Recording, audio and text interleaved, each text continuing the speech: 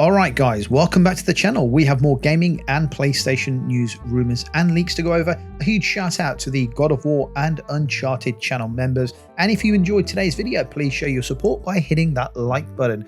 So we are starting off with rumours that Rockstar Games potentially could be revisiting some of their classic titles, according to a well-known Rockstar insider who goes by the name of Tez 2.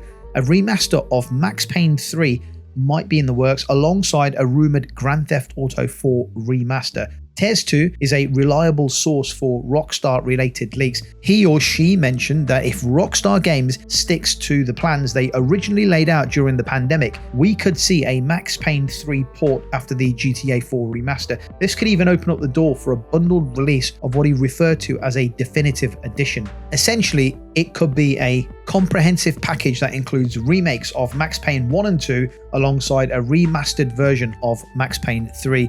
For those who may not remember, Max Payne 3 first hit consoles back in 2012 for the PlayStation 3 and Xbox 360. The game was notable for its cinematic storytelling, real gritty action sequences, and that iconic bullet time mechanic that became a staple for the series of Max Payne games. Despite its critical acclaim, it hasn't seen much love in terms of re-releases or remasters over the years. Unfortunately for those who play on PlayStation, Max Payne 3 is locked to the PlayStation 3 platform, so there's no way of playing it unless you happen to stream it on PlayStation Plus Premium, if it's still available on the platform. Now, if Rockstar truly decides to move forward with this plan, it could potentially bring a new wave of interest to the Max Payne franchise, especially for players who may have missed out on the original release, or for those who want to experience the series with modern enhancements. However, it is crucial to remember that these plans are speculative for now and hinge on whether Rockstar follows through with its initial strategy that it laid out during the pandemic. I mean, a Max Payne 3 remaster would be absolutely awesome. We know that Remedy Entertainment is actively developing remakes of the original Max Payne game and Max Payne 2 The Fall of Max Payne. These remakes are being created using Remedy's proprietary Northlight engine and are being funded by Rockstar Games, the publisher of the original games. The project aims to combine both games into a single cohesive experience for the modern platform. Initially announced in April 2022, the remakes entered full production in April 2024. The development budget for the project is comparable to that of Alan Wake 2, so indicating a significant investment in quality and scope. While a specific release date has not been announced, the project is considered a major undertaking for Remedy, reflecting their commitment to revitalizing these classic titles for a new generation of players. So with Remedy working on Max Payne 1 and 2, I wouldn't be surprised if Max Payne 3 is also being made, and hopefully we can get some kind of a Max Payne collection at some point over the next couple of years. I mean, that would be absolutely worth it for me. A whole collection in one case, and we get to play and experience Max Payne 1, 2 and 3 redone for PlayStation 5 and PlayStation 5 Pro. How cool would that be? Let me know your thoughts in the comments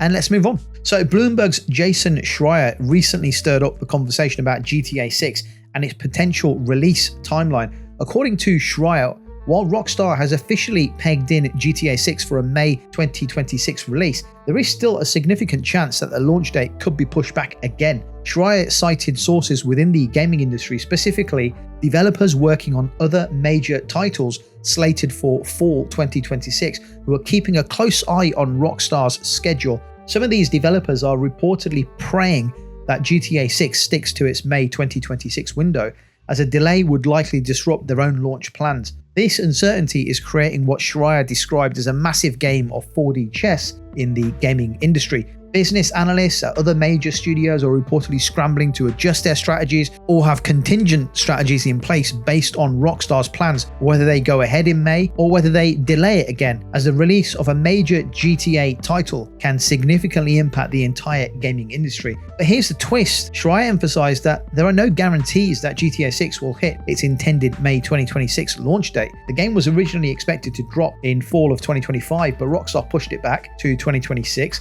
likely to ensure that the game meets their quality standards and avoids another GTA Trilogy Definitive Edition style mess. However, conspiracy theorists are suggesting that the game may have been delayed to take advantage of the hike in prices that are recently happening across certain areas of gaming, hoping to capitalize on an increased sale value in May 2026, whatever that price looks like. But like I said, they're just conspiracy theories right now. Let's just go with the theory that they're delaying it because they want to polish and make sure the game is the best it can be on release. Rockstar recently unveiled a new trailer showcasing GTA 6 and its protagonist Jason Duval. The trailer also introduced several key characters, giving fans a glimpse into the game's story and setting. The reveal was a massive success, racking up just under 500 million views across all platforms within the first 24 hours. Rockstar later confirmed that all footage in the trailer was captured entirely in-game on a PlayStation 5, indicating that the game is indeed looking visually stunning and also potentially leaning to the fact that GTA is partnering with PlayStation for their marketing rights.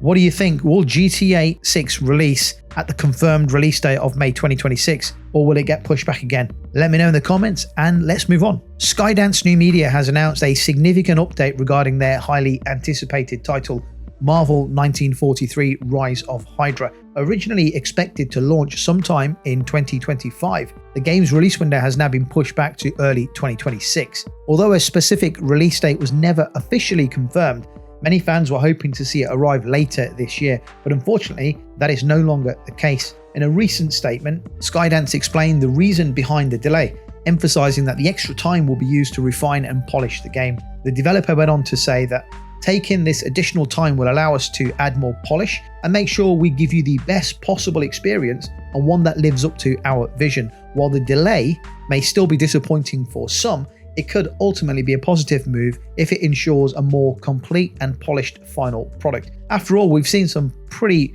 rushed releases in recent years that have suffered from bugs, performance issues, and overall lack of polish. If Skydance can avoid those pitfalls, the wait might just be worth it. And for those unfamiliar with Marvel 1943 Rise of Hydra, the game is set in occupied Paris during World War II. It features a compelling storyline where Captain America and Black Panther must team up to combat the sinister forces of Hydra. But it's not just the two superheroes who take center stage in the game. Players will also get to control Gabrielle Jones, a member of the Howling Commandos, and also Nalali, a skilled spy from the Wakandan Spy Network. The project is being led by Amy Hennig, a name that should be familiar to fans of the Uncharted series.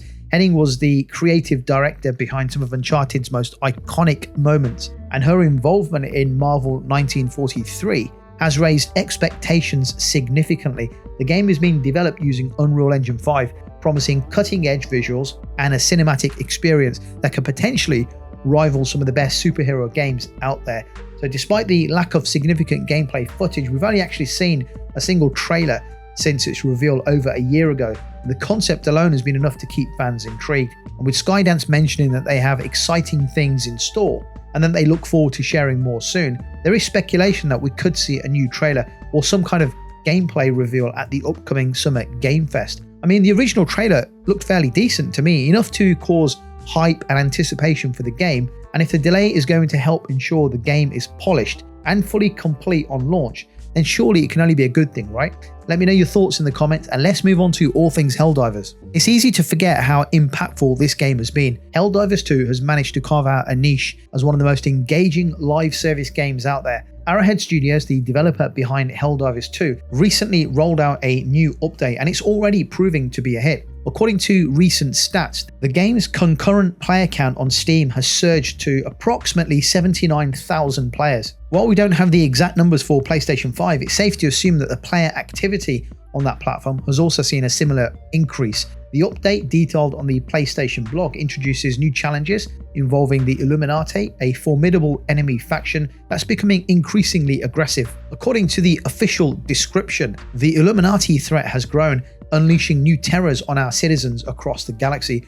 Reports indicate the Illuminati have deployed larger, more powerful enemies within their fleet. Two new enemy types have been introduced in the latest update in the game. The first is the Stingray, a deadly jet fighter that targets Helldivers from above, delivering devastating strafing runs. The second is the Crescent Overseer, a powerful unit capable of laying down barrages on Helldivers who are trying to take cover. Both of these enemies present new tactical challenges that will require players to adapt and strategize differently than before. To help players counter these new threats, the update also includes new loadout customization options. This includes new weapon attachments and modifiers, allowing players to tailor their arsenal to suit their preferred playstyle. The Superstore has also been updated. Instead of rotating items in and out of availability, certain items will now remain permanently available, making it easier for players to get their hands on specific gear without having to wait for it to come back around. And it seems the new content is already proving to be very popular.